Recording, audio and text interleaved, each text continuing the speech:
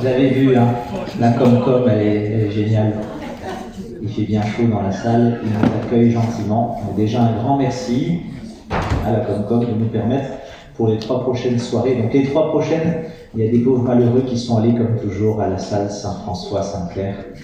On les a rattrapés et ils sont avec nous. Donc les 2 prochaines seront ici aussi. Donc ce soir, nous ouvrons un triptyque de conférences, de soirées pour comprendre le régime local, puisque c'était le centenaire de notre régime particulier.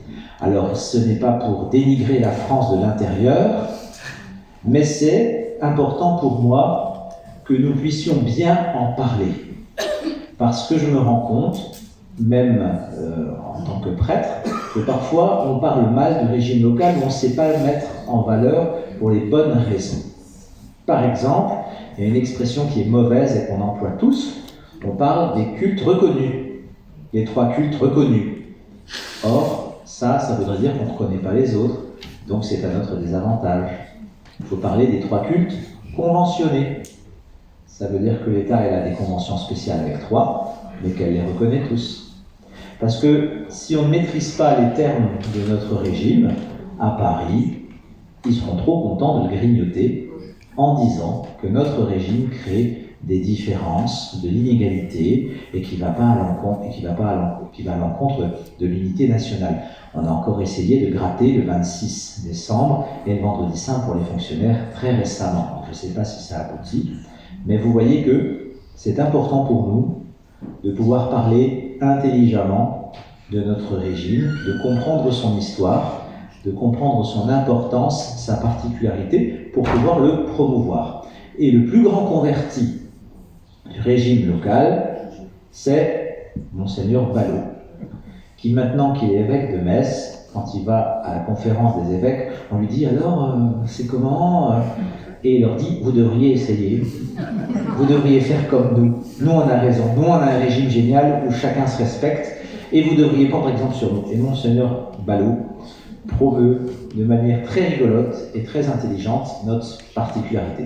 Alors, pour démarrer ce triptyque, j'ai un grand plaisir de recevoir l'abbé Xibaud, que j'ai eu la joie d'entendre il y a 3 ans. En fait, c'est rigolo, je venais d'accepter de venir à Sarrebourg en janvier 2023. Et je partais en formation à Strasbourg. Et donc en allant de Ars-sur-Moselle à Strasbourg, je passais par Sarrebourg en regardant ce que c'était que ces gens que j'aurais à côtoyer en septembre. Et dans le cadre de ma formation que je suivais, Chemin d'Humanité, nous y avions passé une semaine à Strasbourg pour comprendre les instances européennes. Et l'abbé Xibaud nous avait reçus à la maison diocésaine pour nous parler de comprendre le régime local à la lumière et à l'intelligence de l'histoire du diocèse de Strasbourg. Et c'est pour cela que je l'ai invité ce soir et je le remercie beaucoup d'avoir accepté. Et donc voilà le thème de notre conférence de ce soir. La prochaine fois, ce sera plus technique, ce sera M. Sander, qui est le président de l'Institut de droit local, qui viendra vraiment nous parler de façon technique du régime local, mais ce soir on va un petit peu plonger dans l'histoire et on va aborder ce sujet à travers l'histoire. Merci à lui et merci à vous d'être là.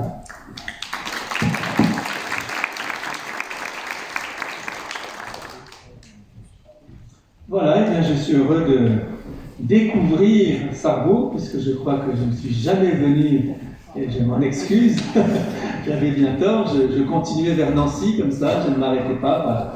Et bien voilà, c'est chose faite. Parce que, comme M.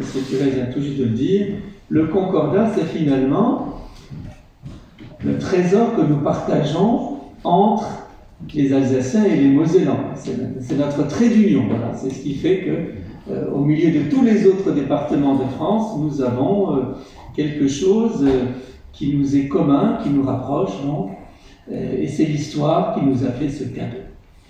Alors, je crois qu'il est nécessaire de commencer par expliquer un certain nombre de mots, parce que sinon on risque de ne pas savoir de quoi on cause. Il y a déjà 2 mots qu'on vient d'employer, on a parlé de droit local, on a parlé de concordat.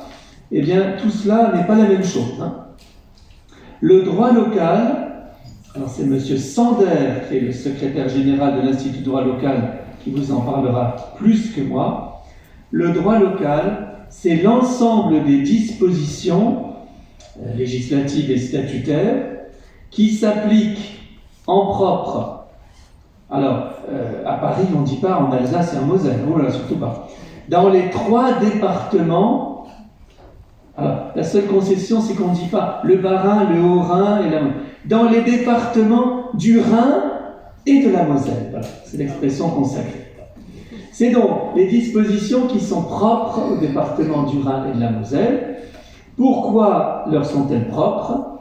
Alors c'est l'histoire, c'est parce qu'entre 1871, le traité de Francfort, et 1919, d'un point de vue légal, le traité de Versailles, nous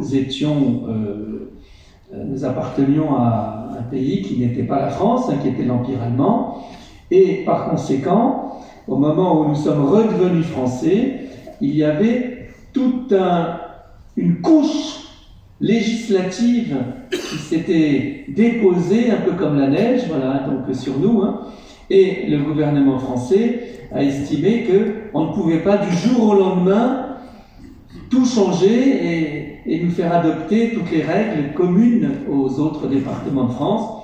Alors on a dit, écoutez, pendant un certain temps provisoire, on va garder un certain nombre de choses, et puis au bout de 10 ans, 15 ans, 20 ans, allez, on va les aligner sur le reste. Il se trouve que maintenant ça fait 100 ans, et on a toujours un droit local. Mais encore une fois, ce n'est pas moi qui vais en parler, ça c'est monsieur Sandler. En effet, au sein du droit local, qui concerne la chasse, les notaires, les huissiers, vous ne pouvez pas imaginer tout ce qui nous est propre. Vous voyez, par exemple, il y avait un article chez nous à Strasbourg de journal sur le droit local propre aux écoles privées hors contrat. C'est-à-dire que les écoles privées hors contrat, elles ont des dispositions législatives pour le reste de la France, mais en Alsace et en Moselle, il y a encore des règles particulières qui s'appliquent du temps de l'Empire. Voilà. C'est le droit local. Dans ce droit local qui concerne tous les sujets ou presque, il y a une partie qu'on appelle le concordat, ou plutôt le régime concordataire. En effet, le mot de concordat est un mot valise qui peut s'appliquer d'une réalité vaste, alors qu'au départ, il désigne une réalité limitée. Voilà, c'est ça maintenant que je dois vous expliquer. Quand on dit, par exemple, allez, vous êtes à Marseille, et on va, ah oui, vous avez le concordat, etc., etc. Bon. D'ailleurs, les rabbins, les pasteurs sont payés, c'est le concordat. Alors, on ne peut dire cette phrase que si on utilise le mot concordat au sens large, élargi. Car au départ, le concordat, c'est une réalité étroite qui ne concerne que les catholiques. Donc, stricto sensu, protestants, juifs et compagnie, les autres cultes conventionnés, comme dit le curé, ce n'est pas le concordat. Mais ça l'est quand même, parce que le mot de concordat est employé tantôt dans son sens strict, tantôt dans son sens large. Alors, on va commencer par voir qu'est-ce que c'est que le concordat au sens strict, et après, qu'est-ce que c'est au sens large.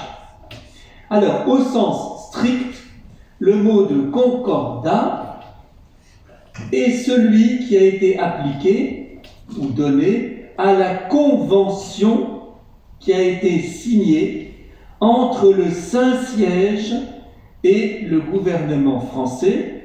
Alors, à l'époque, déjà Napoléon pointait sous Bonaparte, mais c'était encore Bonaparte. 1800, c'était ce qu'on appelle le consulat. Bonaparte, premier consul. Je vous rappelle vos cours d'histoire. Il y en avait 3, mais on n'en a retenu qu'un, Bonaparte, le premier consul.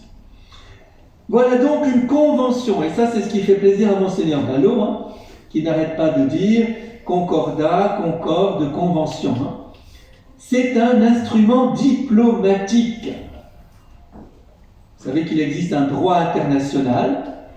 Dans ce droit international, les pays, les États qui sont reconnus comme tels les uns vis-à-vis des autres, passent des accords. Alors ces accords peuvent être d'ordre commercial. Alors parfois ils sont multilatéraux, c'est-à-dire qu'ils concernent plusieurs pays. En ce moment, il est beaucoup question d'un accord à propos du commerce avec l'Amérique latine, hein, et les paysans ne sont pas contents. Voilà. C'est un accord international, hein, sauf qu'il concerne plusieurs pays. Le Concordat, c'est un accord international qui ne concerne que 2 pays, à savoir la France, qui à l'époque est une république, hein, même si elle va bientôt devenir un empire, et non pas le Vatican, comme on dit là aussi de façon fausse, parce que ce n'est qu'en 1870 que le pape va s'enfermer au Vatican, hein, alors que la ville de Rome a été envahie par les troupes de l'Italie unifiée. Hein, voilà. Mais cette réalité que juridiquement on appelle le Saint-Siège, qui est reconnu comme tel. Qu'est-ce que c'est le Saint-Siège? C'est le support juridique qui accompagne le ministère du pape.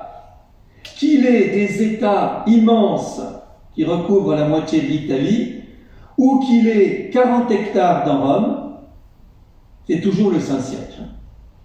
Totalement indépendamment de la taille du pays, etc. etc. Voilà. Le tout, c'est que ce soit une réalité qui soit reconnue comme souveraine, c'est-à-dire qui peut parler d'égal à égal avec les autres États. Et bien voilà donc ce traité conclu entre le Saint-Siège et la République française, premier consul, voilà. Alors, tout à l'heure, bien sûr, je vais revenir sur ce fameux concordat. Car, si je veux utiliser le mot concordat au sens strict, je vais avoir 2 pages. C'est tout, hein? 17 articles. Pas un de plus. C'est ça le concordat.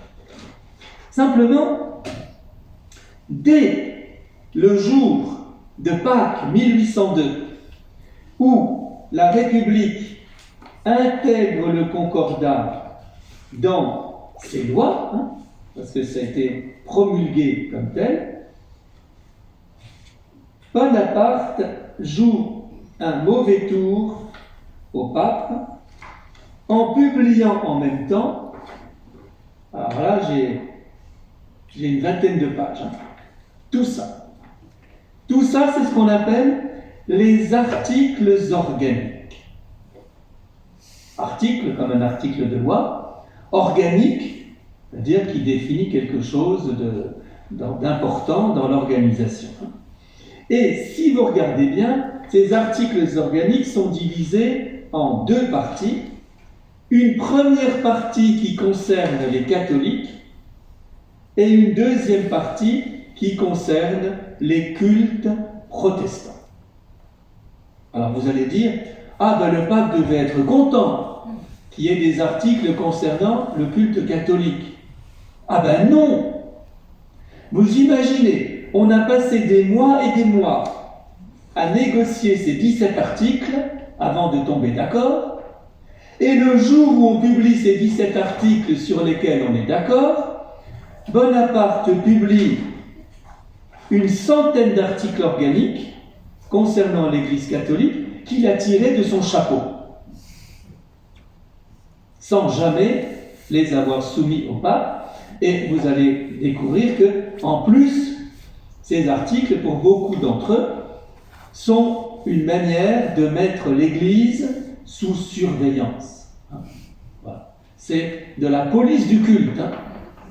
C'est-à-dire, ça commence très fort, voyez. Aucune bulle, bref, prescrit, décret, mandat, provision, signature de la Cour de Rome, même ne concernant que les particuliers, ne pourront être reçus, publiés, imprimés sans l'autorisation du gouvernement.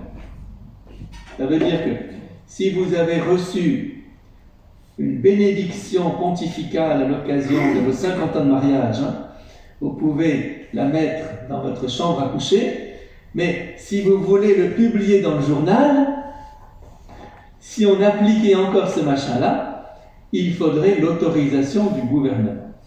Bon, heureusement, je vous rassure, ce n'est plus en usage.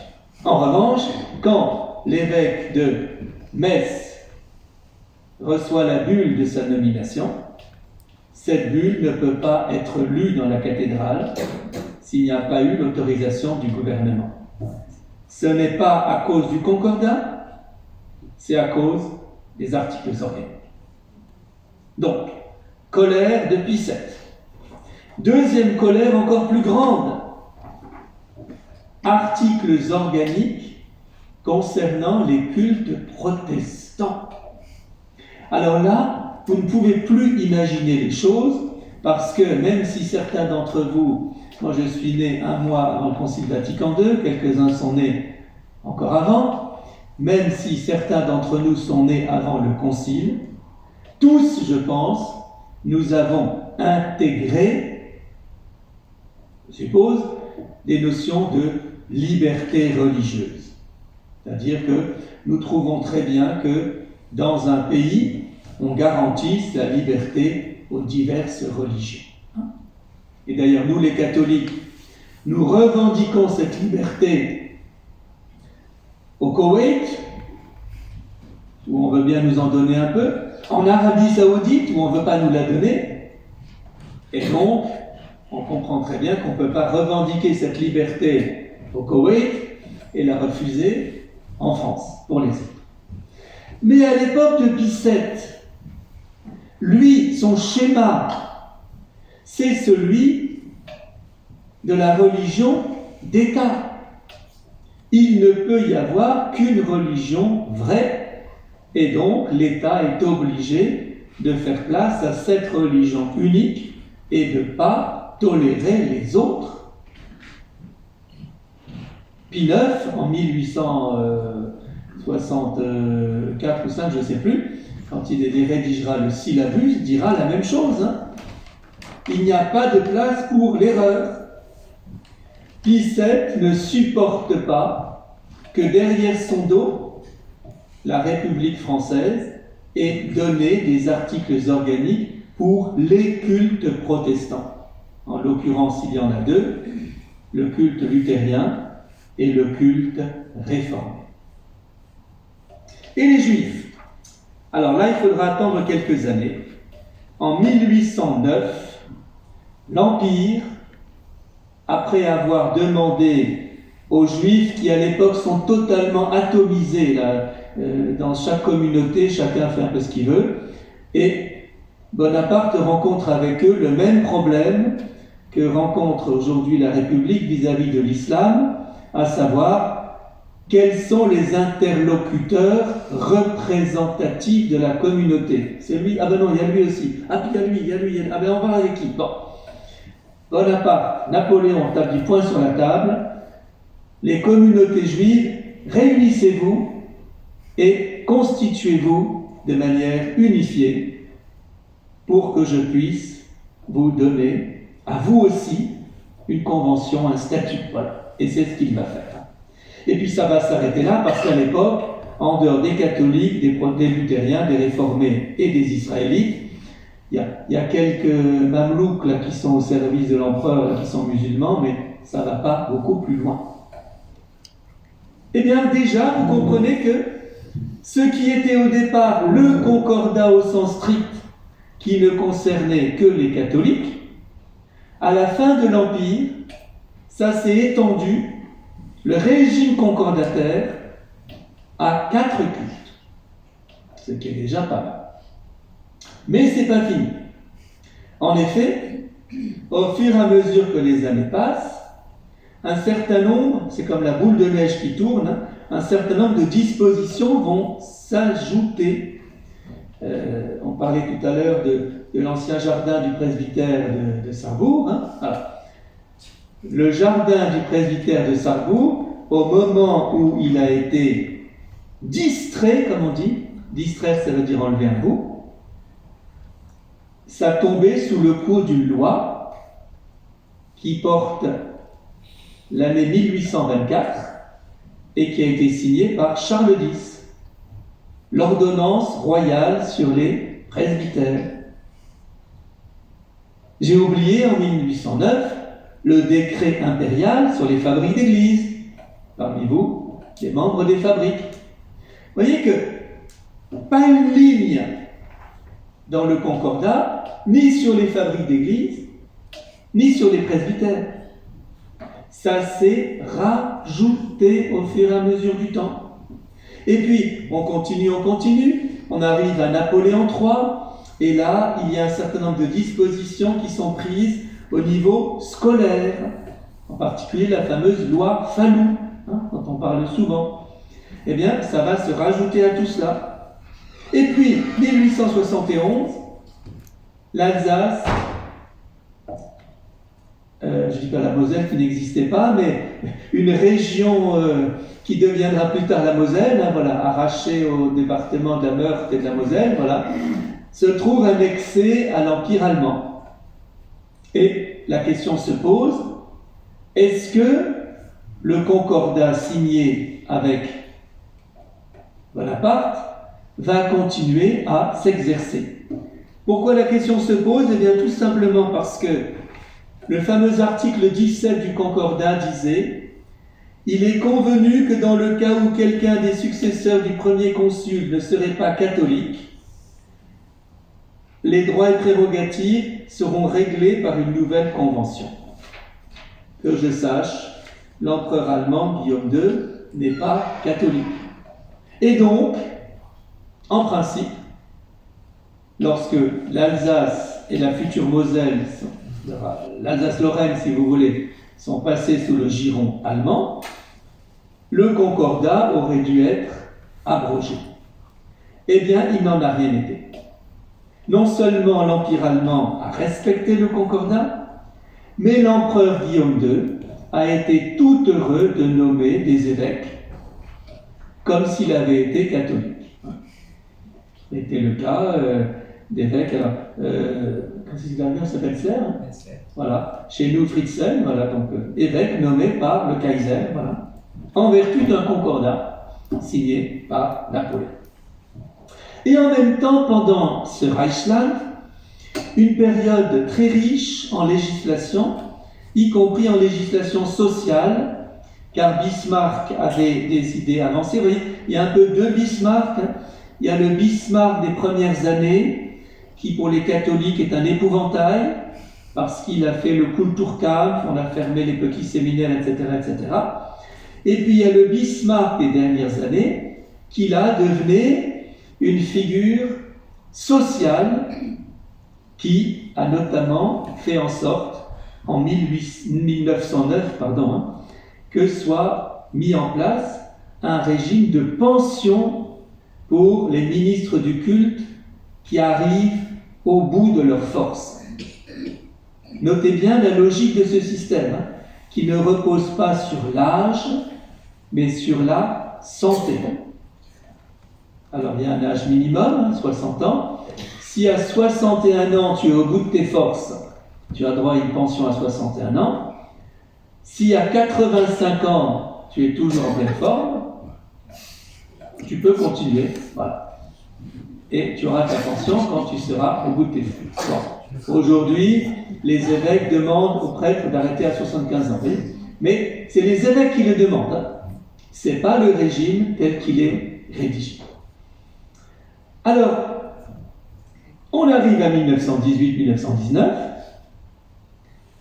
Quand la France, la République française, après avoir fait des promesses en disant « vous en faites pas, on ne va pas trop vous embêter », décide de maintenir au congélateur tout le droit local en attendant que on soit prêt à passer à autre chose, eh bien tout ça est désormais dans le plat, à savoir le strict concordat signé en 1801, les articles organiques protestants et catholiques, les dispositions concernant le culte israélite, les décrets impériaux sur les fabriques et sur les menses curiales, les ordonnances royales sur les presbytères, la loi Fallou sur l'enseignement religieux à l'école, les lois allemandes sur les pensions, etc., etc.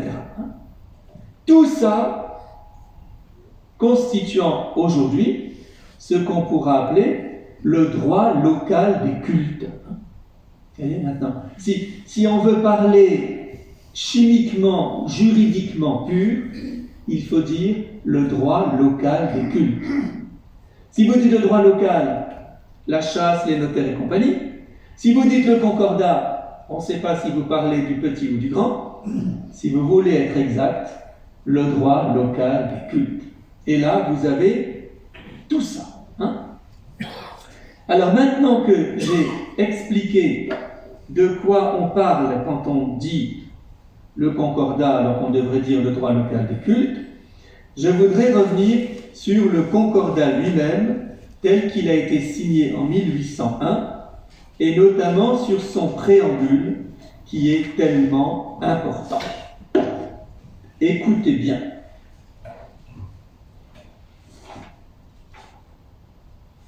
La convention suivante. Il me manque une part, on va ensuite celui-là. Le premier consul et le gouvernement de la République française reconnaît que la religion catholique, apostolique et romaine est la religion de la grande majorité des citoyens français.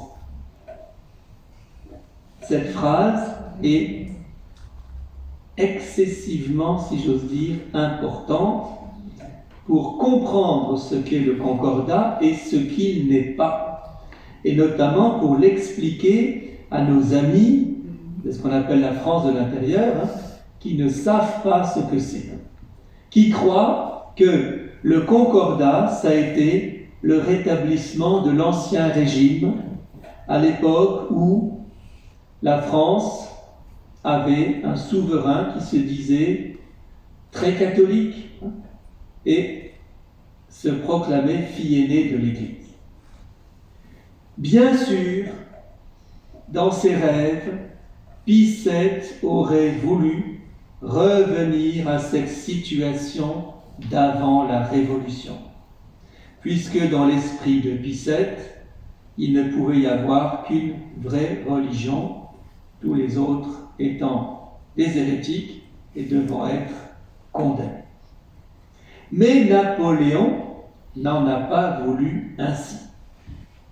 Au lieu de dire la religion catholique est la religion de la France, ce qui ferait d'elle ce qu'on appelle une religion d'État, il a utilisé une expression sociologique, c'est-à-dire qui se base sur un constat. La religion catholique est la religion de la grande majorité des citoyens français. Et quand on a dit ça, on dit deux choses. D'abord, que c'est celle de la plupart des Français, donc c'est normal qu'on lui accorde une importance, c'est normal qu'on traite avec elle, c'est normal qu'on reconnaisse qu'elle existe, ce qui n'est pas dans la logique de la séparation où soudain on a l'impression qu'on ne vous connaît plus, voilà. Mais en même temps qu'on a dit ça, on a dit une deuxième réalité, elle n'est pas la seule. Il y a d'autres religions pour la minorité des Français et on ne peut pas faire comme si ces autres religions n'existaient pas. D'où les articles organiques, d'où les conventions avec les Israélites, etc., etc. Vous voyez ? Alors, de grâce, si on vous dit que le concordat, c'est la religion d'État, si on vous dit que dans le concordat, l'État n'est pas laïque parce qu'il professe une religion, c'est faux. En Alsace-Moselle, l'État est tout aussi laïque que dans la France de l'intérieur, en ceci qu'il ne professe aucune religion particulière. Le préfet n'est pas d'office un catholique, le président ne doit pas être office un catholique, qui favorise les catholiques, etc., et puis qui laisse les autres tranquilles. Alors, c'est quoi la différence avec la France de l'intérieur? Eh bien, dans la France de l'intérieur, en 1905, on a trouvé cette formule qui est un peu aberrante. La République ne reconnaît aucun culte. Je ne vous connais pas, je ne veux rien savoir de vous, etc. Bon, moyennant quoi, on a le ministre de l'Intérieur qui va discuter avec les imams, etc., parce que, bien obligé, la réalité rattrape. Et depuis quelques années, mais seulement depuis quelques années, il y a même de temps en temps, 2 fois par an, une rencontre qui a lieu à Matignon entre le Premier ministre et les représentants des évêques de France. Parce que l'idée qu'on ne vous connaît pas, vous n'existez pas, ça n'a pas de sens. Bon.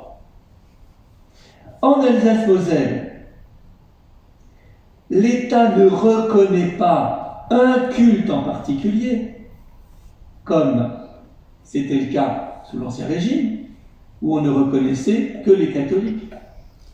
L'État reconnaît tous les cultes. Et en plus, il passe des conventions avec quelques-uns d'entre eux qui sont représentatifs et qui le veulent bien. Voilà, c'est ce qu'a fait Bonaparte, avec quelques-uns d'entre eux. Ce qui veut dire que, théoriquement, en France de l'intérieur, le préfet, bon, même si là aussi il y a des exceptions, parce qu'on en trouve toujours, mais n'est censé aller en grand uniforme à aucun culte, chez nous, il est censé aller au culte, à condition de ne pas aller seulement à la cathédrale. Ça passerait pas. Hein. Il n'y a aucune raison. Par contre, si un coup il est à la synagogue, un coup il est chez les protestants, un coup il est à la cathédrale, un coup même il est chez les musulmans, la preuve est donnée que l'État ne favorise aucun culte. Et donc, la loi de 1905, la République ne reconnaît aucun culte, aurait été meilleure si on avait dit la République ne reconnaît aucun culte en particulier, comme c'est le cas en Alsace-Moselle. Alors la suite du concordat, donc après ce préambule qui est tellement important, eh bien, ça va être un échange donnant-donnant, hein, parce que c'est toujours comme ça dans la vie, voilà. Il ne peut pas y avoir de convention dans lesquelles il y en a un qui empoche toute la mise et l'autre qui n'a rien.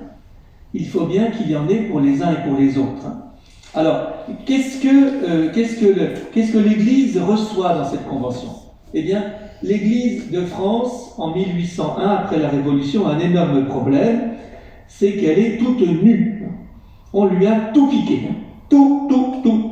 À savoir, les églises, les couvents, les écoles, les hôpitaux, les prés, les vignes, les forêts, les champs, tout.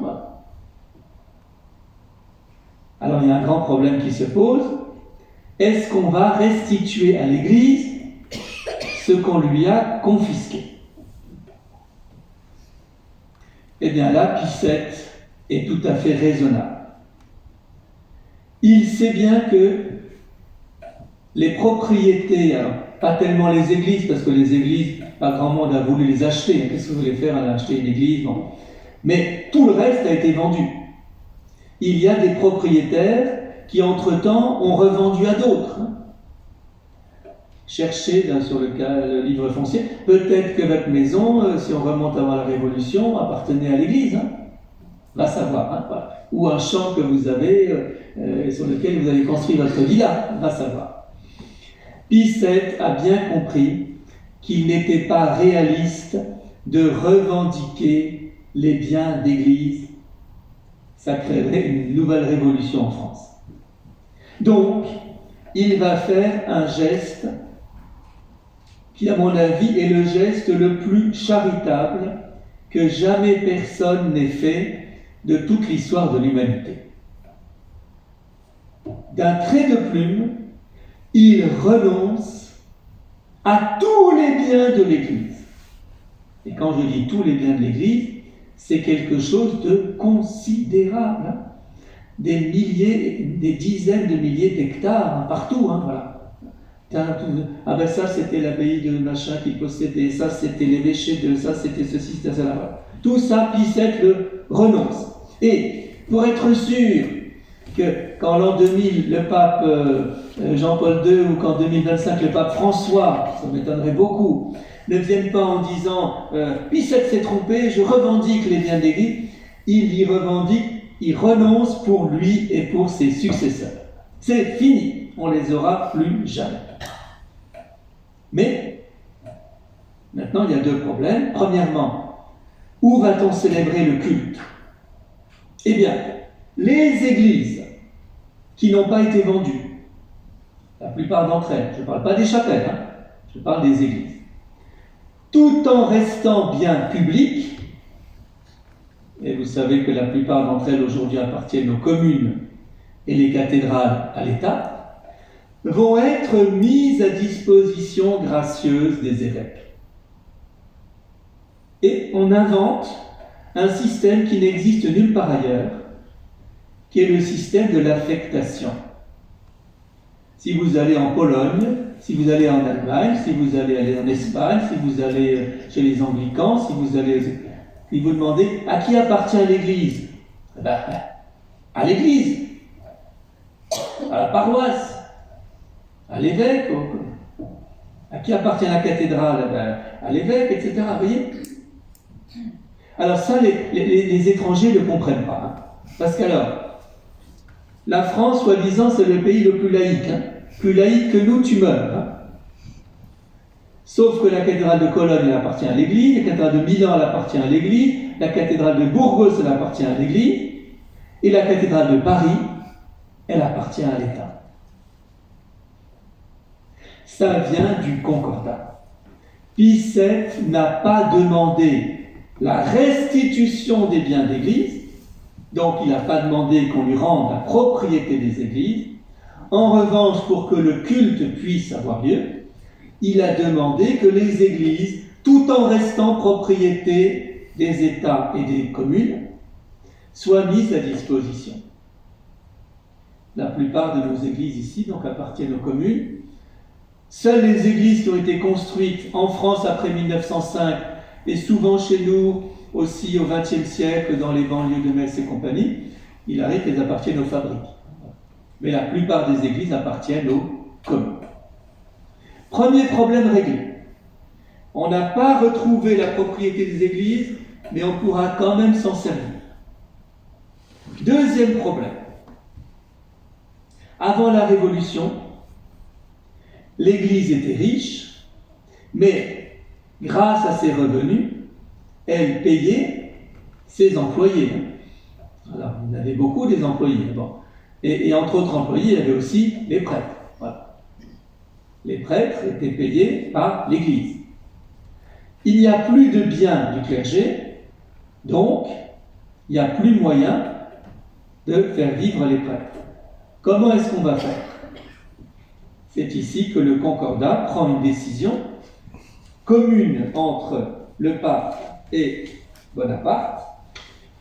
Ça figure à l'article 14. Le gouvernement assurera un traitement convenable aux évêques et aux curés.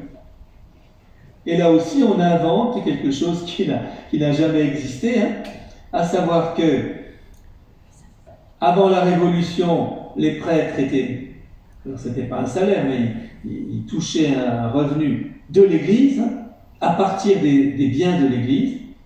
À partir de 1801, les prêtres en France, et aujourd'hui encore en Alsace-Moselle, reçoivent un salaire de l'État, justifié par la non-restitution des biens de l'Église.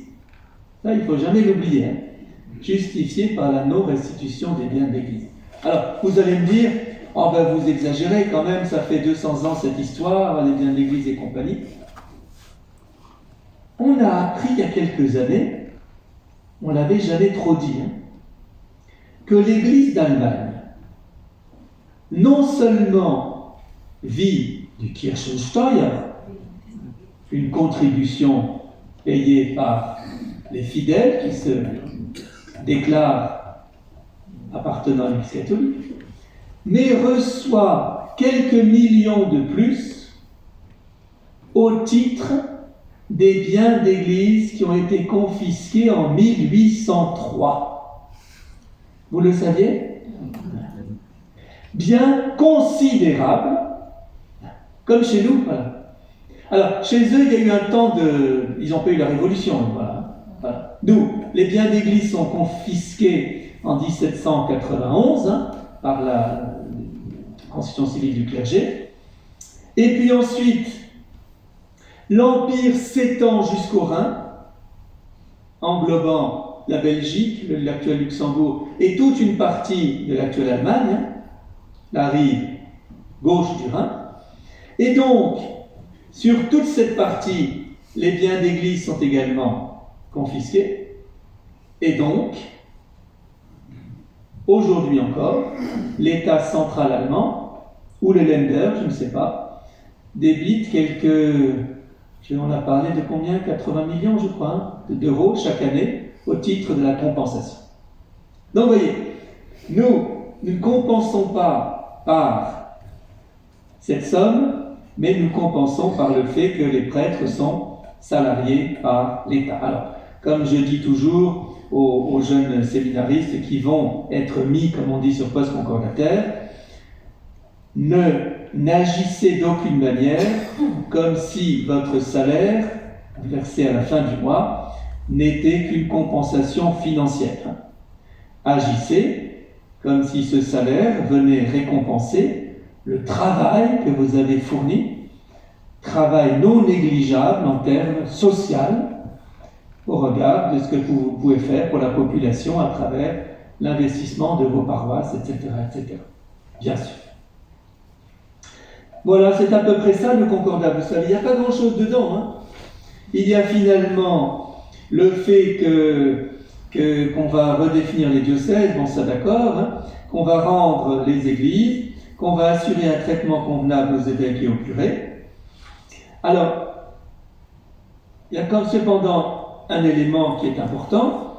Comme je vous disais, dans une convention, il ne peut pas y avoir un des deux qui a tout et l'autre qui ne reçoit rien. Comme il s'agit d'une convention, ça repose sur une confiance mutuelle. Ça veut dire que l'État veut bien donner des moyens à l'Église à travers les salaires des évêques et des prêtres pour qu'elle exerce sa mission, mais elle veut exercer un minimum de contrôle sur les personnes qui vont occuper ces postes d'évêques et de curés. Et c'est ainsi que le Concordat introduit ce qu'on appelle l'agrément pour les curés, sachant que les évêques sont théoriquement nommés par le président de la République et simultanément par le pape. Bon, je liquide d'abord le problème des évêques. Théoriquement, donc, le président de la République les nomme. On sait très bien que les choses se passent un peu différemment. C'est le pape qui choisit. Le pape indique, à travers les canaux diplomatiques, quel est son choix. Le président de la République, s'il a une forte prévention par rapport à la personne en question, parce qu'elle a prêché en disant qu'il fallait plus payer les impôts ou je ne sais pas quoi, voilà, elle dira non, celui-là j'en veux pas. Bon. Mais ça se passe dans le secret des canaux diplomatiques, si bien qu'on ne le sait jamais. On a raconté qu'à Metz, il y a quelques années, le gouvernement aurait retoqué quelqu'un. Voilà. Ceux qui le savent ne le disent pas. Et ceux qui le disent ne le savent pas. Donc, une fois que le gouvernement et les Saint-Chais se sont mis d'accord, on a inventé un petit truc. On va publier le même jour, dans l'Osservatore Romano, et dans le journal officiel de la République, la nomination, si bien que personne n'apparaîtra comme étant à la remorque de l'autre. Le pape ne veut pas qu'on dise qu'il a suivi le choix du gouvernement, le gouvernement ne veut pas qu'on dise qu'il a suivi le choix du pape. On publie en même temps. C'était compté sans les moyens modernes, Internet. En effet, autrefois, l'Osservatore Romano et le journal officiel paraissaient le matin à peu près en même temps. Aujourd'hui, je ne sais pas pourquoi, c'est un peu bizarre, mais le journal officiel du jour est mis en ligne vers 2 heures du matin. Voilà. Si bien que alors ça m'a valu une autre fois des insomnies, voilà, à attendre jusqu'à 2 heures du matin, le décret d'acceptation de la démission de Monseigneur Ravel, qui a paru à 2 heures du matin, le décret de nomination de Monseigneur Delannoy, il a paru aussi à 2 heures du matin. La République prend un peu d'avance sur le Saint-Siège, qui ne lui en veut pas trop, donc ça va, va dessus. Ça, c'est pour les évêques. Cela dit, depuis la signature du Concordat, il y a eu un Concile Vatican II qui a demandé qu'on essaie de supprimer partout où ça existe les droits des pouvoirs politiques quant à la nomination des évêques. En France de l'Ancien Régime, le Concordat de Bologne prévoyait que les évêques étaient nommés par le roi de France, par exemple. Voyez. Donc, il y a eu des multitudes de situations dans lesquelles c'est le pouvoir politique qui nommait les évêques.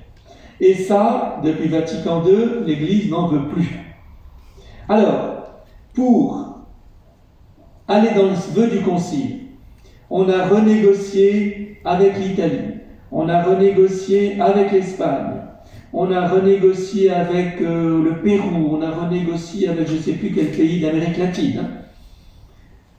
À la fin, il restait encore un récalcitrant, c'était le prince de Monaco, qui nommait l'évêque de Monaco. Alors on a pris Régnier entre 4 yeux, mon coco, enfin on n'a pas dit mon coco, tu renonces à nommer ton évêque, et en échange, tu auras un archevêque. Il a accepté. Voilà. Maintenant, il ne nomme plus l'archevêque de Monaco. Le seul, ou plutôt les 2 seuls évêques, qui à l'heure où je vous parle dans le monde, les 2 seuls évêques catholiques, à être encore théoriquement nommés par un chef d'État, sont les évêques de Strasbourg et de Metz. En effet, le Saint-Siège n'a pas voulu. Parce que, vous voyez, c'est l'article. C'est l'article. Les évêques, etc. Il me manque. Qu'est-ce qui se passe? Il me manque un bout, là, voilà. C'est l'article 3 ou 4 du Concordat, voilà. C'est tout au début. On va prendre cette version-là. À savoir que, article 4, le premier consul de la République nommera aux archevêchés et évêchés. Les nominations aux évêchés seront également faites par le premier consul. C'est le cœur du Concordat. Donc si maintenant le Saint-Siège voulait négocier ce point-là, c'est tout le Concordat qui sauterait. Et comme les choses sont faites d'une manière qui ne contrarie pas, le Saint-Siège arrive à peu près à faire ce qu'il veut quand même. Et puis, encore mieux, vous voyez, parfois on exagère les différences entre nous et les autres. Savez-vous que depuis les années 1920, il y a eu un accord entre le Saint-Siège et le gouvernement français avec lequel les relations diplomatiques avaient été rompues? Accord qui prévoit que, avant de nommer un évêque en France, n'importe où, à Cahors, à Bordeaux et compagnie, le Saint-Siège fera connaître le nom du candidat et le gouvernement pourra dire ce qu'il pense. Alors vous allez me dire, il n'y a plus de différence. Si, Reste de la France. Le Saint-Siège fait connaître le nom. Le gouvernement dit ce qu'il pense. Et le Saint-Siège fait ce qu'il veut. Alsace-Moselle. Le Saint-Siège fait connaître le nom pour Strasbourg et Metz. Le gouvernement dit ce qu'il pense. Et le Saint-Siège est bien obligé d'en tenir compte. C'est ça la différence. Mais elle n'est pas fondamentale. Alors, ça c'était pour les évêques. Les curés maintenant.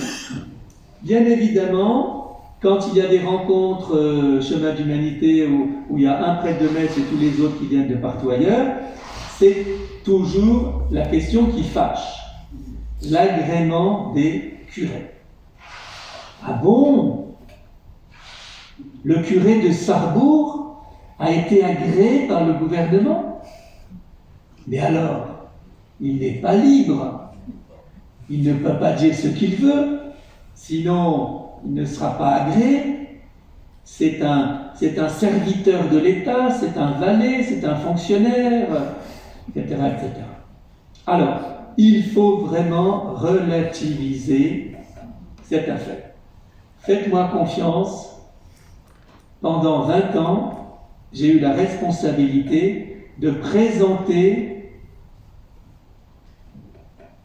au gouvernement, alors le gouvernement c'est beaucoup dire, au ministère de l'Intérieur, les noms de ceux que l'évêque de Strasbourg voulait nommer comme curés.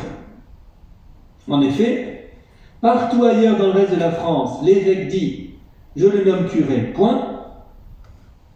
En Alsace-Moselle, l'évêque dit « j'ai envie de le nommer curé, je présente son nom au ministère de l'Intérieur et j'attends le décret d'agrément. » Pendant 20 ans que j'ai fait ça, il n'y a jamais eu un seul refus du gouvernement. Ce qui veut dire que les refus d'agrément ne sauraient jamais être la tête du client. Celui-là ne nous revient pas, il est un peu trop à gauche, un peu trop à droite et compagnie. Non, non, non. Ça a marché sous le gouvernement de droite ou le gouvernement de gauche. Il n'y a jamais eu de problème de ce côté-là. Seul un motif de sécurité de l'État, vous voyez, c'est-à-dire un prêtre dont on saurait qu'il soutient des mouvements terroristes, voilà, un prêtre. Alors, en Alsace-Moselle, probablement ça a joué à certaines époques pour des prêtres qui auraient soutenu de manière un peu trop voyante l'Allemagne. Et d'ailleurs, ça s'applique plutôt aux pasteurs. On a eu un colloque là-dessus.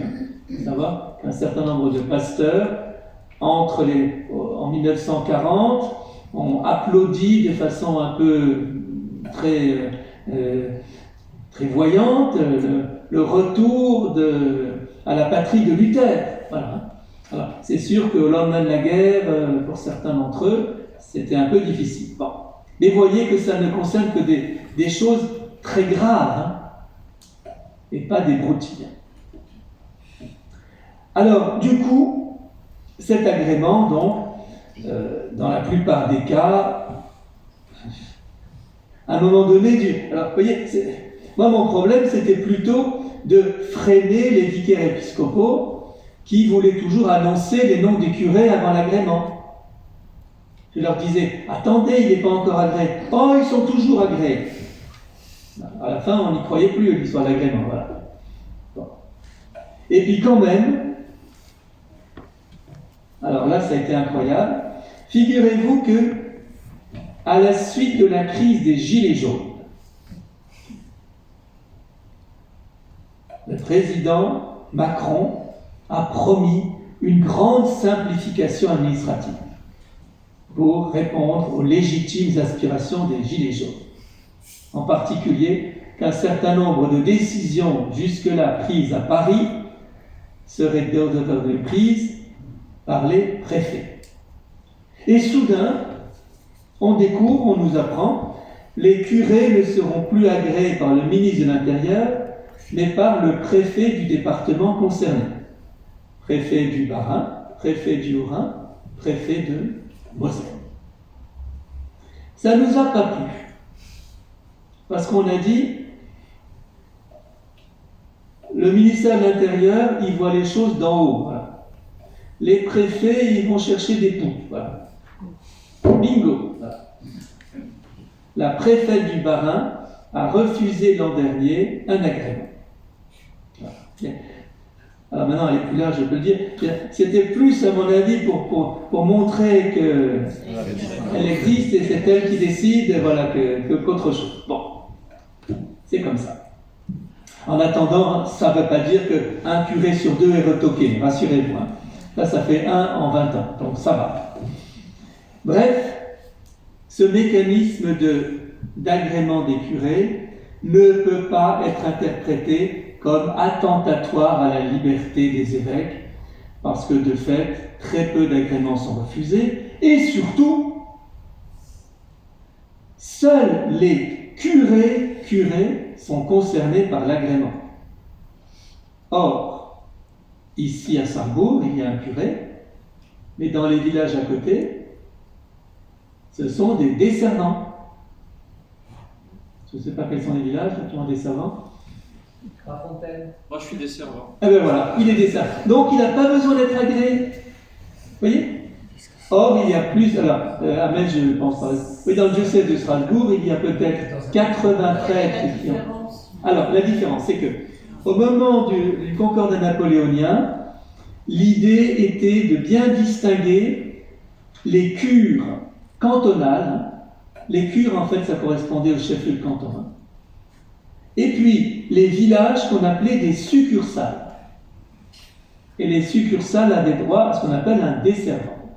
Et en plus, on rajoutait des vicaires qui pouvaient être au service soit des curés, soit des desservants.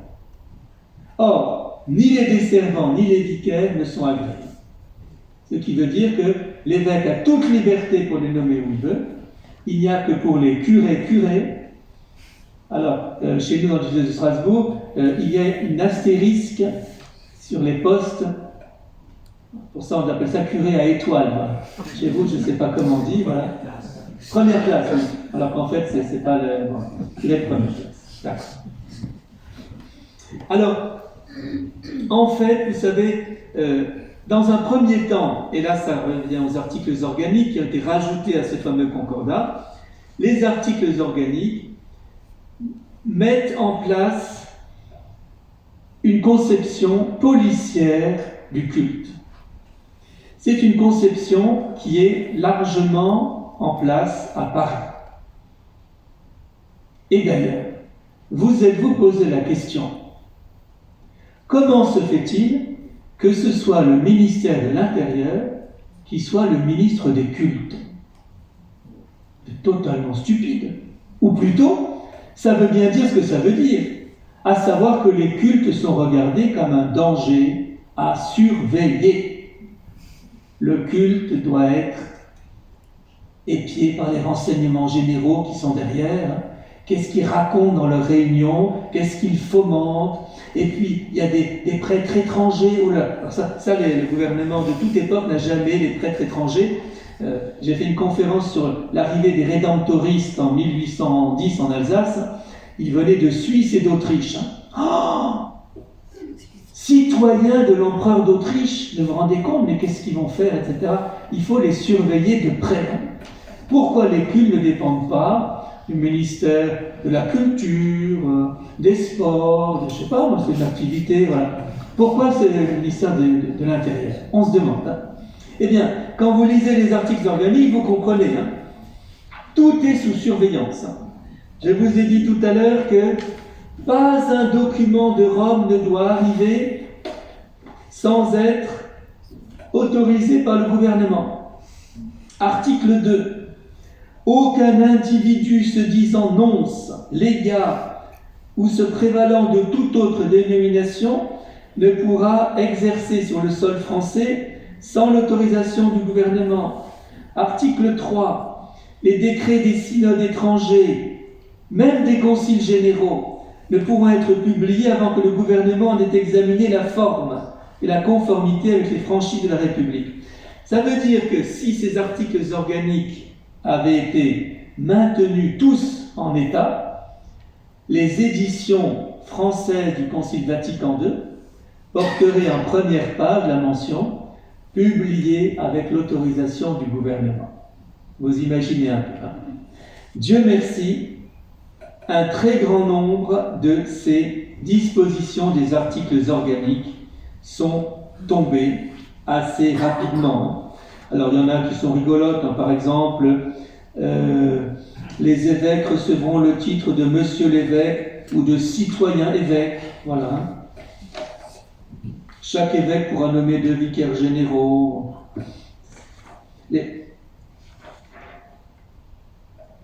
Les curés ne pourront entrer en fonction qu'après avoir prêté le serment prescrit. Ça, c'est tombé en désuétude depuis fort longtemps. Idem pour les évêques. Hein. Je vous rassure, les évêques ne sont pas censés jurer, promettre fidélité au président et à ses sbires. Hein, voilà. Aucun étranger ne pourra être employé dans les fonctions du ministère ecclésiastique sans la permission du gouvernement. Article encore en vigueur. Hein. Les prêtres africains, qui maintenant sont assez nombreux, hein, qui sont mis sur des postes concordataires, ne peuvent l'être qu'après avoir été agréés.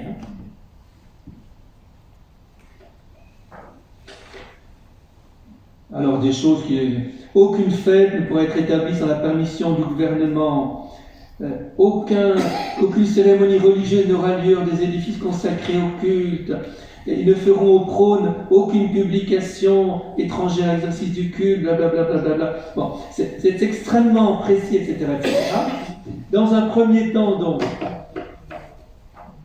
Napoléon se méfiait énormément d'un certain nombre de prêtres parce qu'il les soupçonnait de prêcher pour l'Ancien Régime et d'être partisans des Bourbons. C'est pour ça qu'il fallait les surveiller de près. Et croyez-moi, l'agrément des curés était refusé si un prêtre était suspect de sympathie avec les Bourbons. Voilà.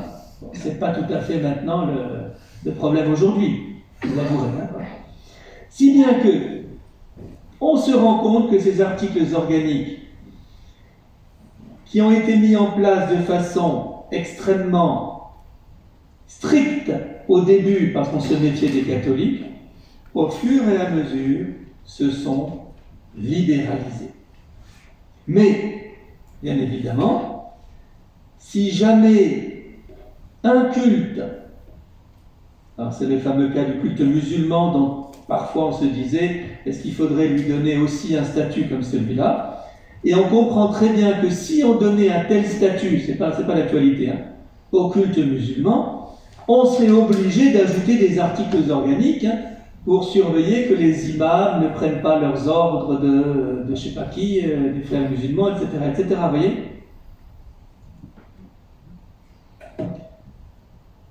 Alors, voilà, je vous ai présenté donc le concordat. Alors, on pourrait en parler des heures et des heures, notamment, hein, il y aura peut-être des questions sur le statut scolaire, etc., etc. Bon, je réserve ça pour des questions. Mais je voudrais en venir à une question qui rejoint profondément le titre qui a été donné à mon intervention, à savoir en quoi l'histoire de l'Alsace-Lorraine est intimement liée aujourd'hui au fait que le concordat continue de s'y appliquer. Alors il y a 2 réponses. La première réponse, je l'ai déjà donnée, c'est le fait que nous avons été annexés à l'Empire allemand pendant qu'en 1905, ce régime était aboli pour le reste de la France. 1919, on nous le maintient. Il faut imaginer, pendant 50 ans, 2 morceaux de banquise qui s'éloignent. Au moment où les 2 morceaux se recollent, il y a des choses qui ont pris des tangentes. Hein. Les choses ont pris des tangentes. Hein. Et il faut bien reconnaître qu'en matière religieuse, il y a un peu une grande différence entre ce qui s'est passé pendant 50 ans dans le reste de la France et ce qui s'est passé pendant 50 ans chez nous. Dans le reste de la France, pendant 50 ans, ça a correspondu à des années et des années de lutte de la Troisième République contre l'influence du catholicisme. Luttes qui ont abouti à toutes sortes de mesures pour chasser l'Église de l'école, par exemple. En 1901, par exemple, dans le reste de la France, les ecclésiastiques, c'est-à-dire les curés et les religieuses, sont chassés de toutes les écoles. Interdiction d'enseigner, publique ou privée. Et moi ma famille qui a vécu cette époque dans le sud de la France en particulier, je connais une maison de retraite à côté de chez nous, là, c'était une école. En 1901, les religieuses ont l'interdiction d'enseigner. Alors, qu'est-ce qu'elles vont faire? La seule chose qu'elles avaient le droit de faire, c'était ce qu'on appelait l'asile. Aujourd'hui, ce mot n'est plus en vigueur, là. L'asile des enfants. C'était l'accueil des enfants jusqu'à l'entrée à l'école à 6 ans. Voilà. On leur avait interdit de tenir des écoles, on n'avait pas dit qu'elles n'avaient pas le droit de tenir des asiles. Donc ma mère, jusqu'à l'âge de 6 ans, est allée à l'asile chez les religieuses, et à partir de 6 ans, c'était fini. Et l'école d'à côté, c'est devenu une maison de retraite. Voilà, il fallait bien faire quelque chose. Dans le même temps, les ecclésiastiques, on a fermé les facultés de théologie en France. Dans le même temps, on a séparé en 1905 l'Église de l'État, on a fait les inventaires dans les églises. Bref, on a vécu une situation d'opposition, voire de guerre, entre l'Église et la République pendant les 50 ans que nous n'étions pas français. Pendant ce temps en Alsace, alors que dans un premier temps l'Empire allemand menait des vexations contre les catholiques et notamment les écoles catholiques, la population catholique s'est massivement mobilisée pour soutenir l'Église. Qui la population a-t-elle envoyé à Berlin pour la représenter? Des évêques et des curés. Et non seulement chez nous, les religieuses n'ont pas été chassées des écoles privées, mais elles continuaient d'enseigner dans les écoles publiques. Donc vous voyez qu'en 1919, quand on se retrouve, on n'a pas du tout la même perception des choses. Entre la France de l'intérieur qui a vécu encore une fois sous le régime d'une lutte perpétuelle contre les catholiques et l'Alsace-Moselle qui, soumis à un gouvernement berlinois protestant, s'est soudé autour de son clergé catholique. Pas du tout la même chose. Alors ça, c'est une première raison pour laquelle le concordat est resté en vigueur chez nous, en raison de cet attachement qui s'est encore renforcé pendant la Deuxième Guerre mondiale. Alors, je ne sais pas si à Metz on a trop connu ça, mais en Alsace, on a des dizaines et des dizaines de villages qui étaient au bord du Rhin, peut-être chez vous à la frontière aussi, qui ont été évacués en Périgord, en Auvergne et compagnie. Et les villages, déboulés en plein cœur de la campagne anticléricale, là, curé en tête, la bonne sœur, là, et on va venir à l'école et compagnie, ça faisait un choc. Voilà.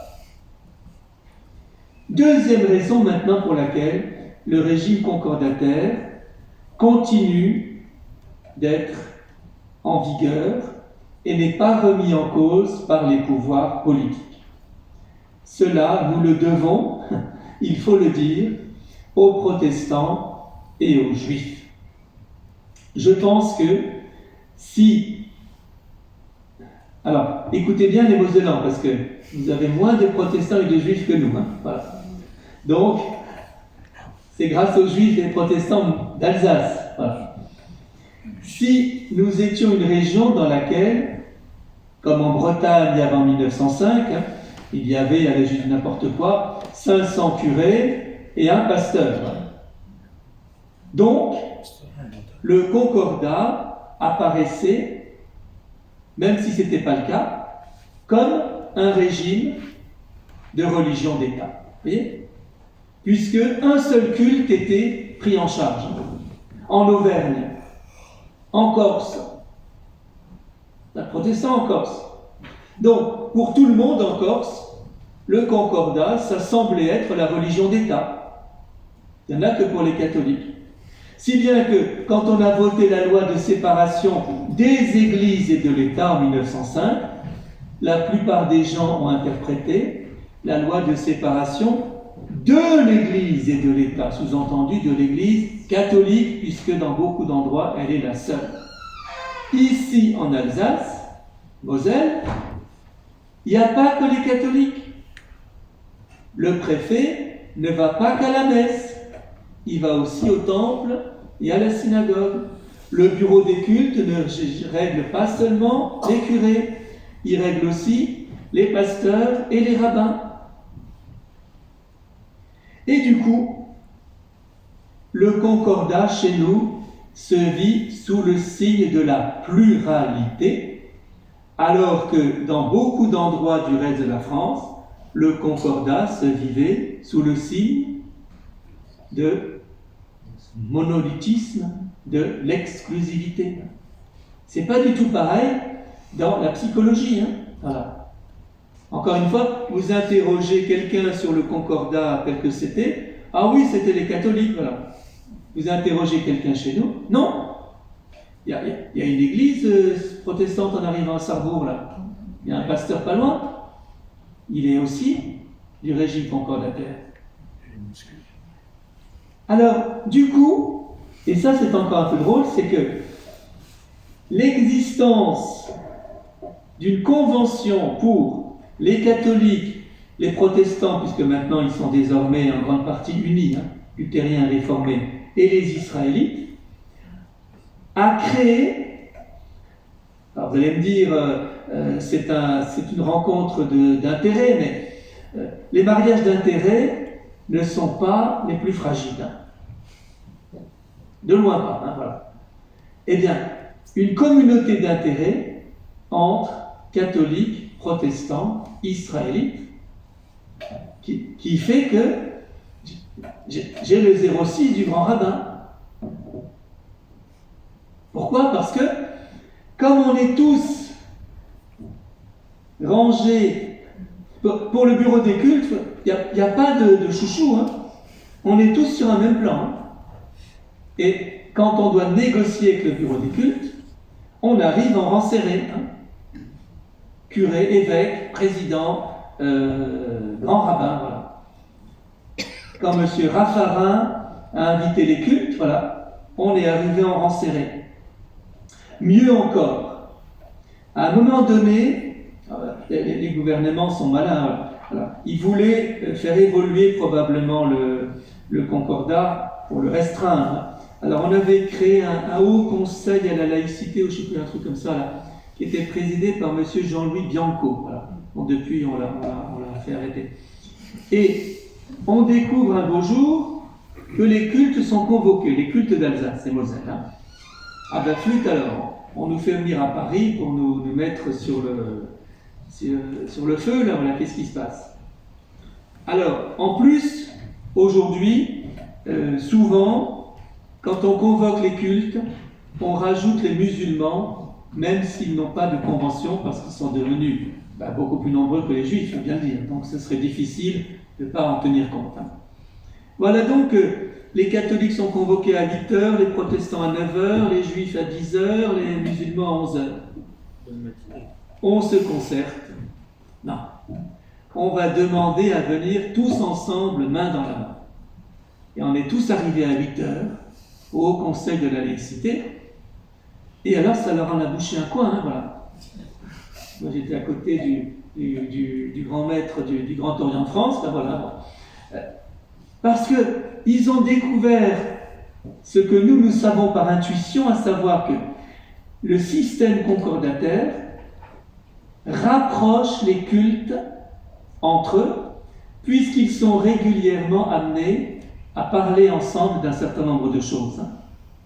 Et non seulement il les rapproche entre eux, mais il les rapproche des instances publiques, puisque une fois c'est l'État, allez hop, Raffarin qui nous convoque là. Une fois, ou le Conseil constitutionnel qui nous convoque. Bon. Une fois, c'est la région qui organise quelque chose, on invite les différentes religions. Une fois, c'est par exemple la ville de Strasbourg là, qui devait revoir sa politique de subventionnement des religions, puisque, ça il faut quand même le dire, dans la France de l'intérieur, article 2 de la loi 1905, la République ne salarie aucun culte, pas un sou pour les cultes. Au nom de ce principe, la ville de Reims a été condamnée parce qu'elle avait payé un podium pour la messe du pape sur l'aéroport. Bon. Régime chez nous. Non seulement la République salarie 4 cultes, mais elle ne s'interdit pas de subventionner tous les autres, puisque ce n'est pas interdit. Si bien que les villes ont pris l'habitude aujourd'hui de subventionner des mosquées, des églises orthodoxes, des temples bouddhistes. La dernière réunion, il y avait les hindouistes, là, Enu, là, voilà. On nous confond avec les bouddhistes, mais c'est pas tout à fait pareil quand même. Regardez de près, c'est pas du tout la même chose. Donc, c'est pas parce qu'on a subventionné un temple bouddhiste que les hindous vont devoir aller avec. Voilà. Il nous faut, nous aussi, notre truc, voilà, etc., etc. La logique chez nous est une logique de discussion, conventionnement avec un certain nombre de cultes, sur la base de concessions réciproques, vous avez découvert lesquelles, mais possibilité de traiter avec tous les autres cultes tels qu'ils soient, puisque, au lieu de dire qu'on... Qu'est-ce que ça veut dire reconnaître ? Est-ce que ça veut dire mettre sur un piédestal ? Ou est-ce que ça veut dire simplement voir que quelque chose existe ? Les hindous, vous êtes combien ? Ah, vous êtes 800 à Strasbourg ? Ah, quand même, vous existez. Ne pas faire comme si vous n'existiez pas. Vous reconnaître, ça ne veut pas dire qu'on vous transforme en religion d'État. Ça veut dire qu'on admet que vous êtes un groupe. Et pourquoi une mairie devrait reconnaître qu'il y a 50 personnes qui font du ping-pong, donc il faut soutenir l'association, et il y a 800 personnes qui sont hindous, et bon, je ne reconnais pas, je reconnais pas, ça n'existe pas. Ça n'a aucun sens. Ça n'a aucun sens. Voilà pourquoi, alors je mets ma casquette de Monseigneur Ballot, là, le régime concordataire, quand on commence à le vivre, quand on le voit de loin, on le voit avec méfiance. Et c'est comme ça que les prêtres, nos confrères nous traitent, etc. Ah, vous êtes concordataire, oh là là. Ah oui, vous êtes payé, ah oui, et puis vous êtes agréé, vous obéissez, vous êtes aux ordres et compagnie, voilà. Quand on regarde la manière dont ça fonctionne avec les collectivités publiques, avec les communes, avec l'État, les cultes entre eux, on se dit que ça a bien des avantages d'être dans une situation où le pragmatisme l'emporte et non pas l'idéologie. Voilà. Parce qu'une idéologie 1905, le pragmatisme, c'est pas tout à fait la même chose. Alors, je ne voudrais pas vous accabler plus, j'ai plein d'autres choses à dire, mais je préfère que ça vienne éventuellement de questions que vous auriez à poser. Puis c'est le curé qui, de toute façon, nous dit où on en est. Voilà. Merci.